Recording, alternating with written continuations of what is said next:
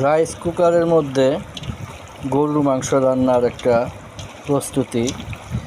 সকল মশলা দিয়ে রাইস কুকারে তেল, মশলা, মাংসের মশলা, আদা, রসুন, জিরা, ধনিয়া, হলুদ, মরিচ গুঁড়ো, কাঁচামরিচ, তেল সব কিছু দিয়ে এরকম মাখিয়ে 5-7 মিনিট রেখে দিয়ে তারপর একটু পানি দিয়ে রাইস কুকারে বসিয়ে দেব। গরুর মাংস রান্না, গরুর মাংস ভুনা।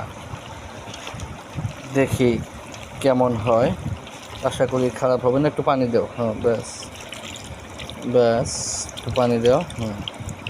এখন মোটামুটি হয়ে গেছে। এখন রাইস কুকারে বসিয়ে দাও।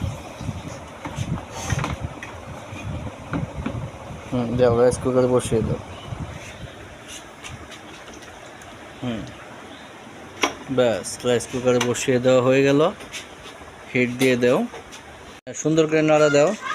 মোটামুটি একটা ভাবে চলে আসছে, তরকারি মোটামুটি একটা ভাবে চলে আসছে। ভালো করে নাড়া দাও। হ্যাঁ, বেশ চমৎকার একটা ফ্লেভার আসতেছে, খুব সুন্দর একটা গ্রান আসতেছে। হ্যাঁ, ভালো করে নাড়া দাও।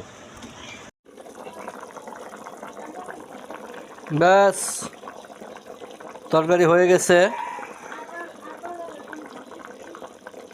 রাইস কুকারে গরুর মাংস রান্নার রেসিপি, বেশ চমৎকার একটা কালার আসছে। তরকারি হয়ে গেছে, নামাই ফেলো এখন।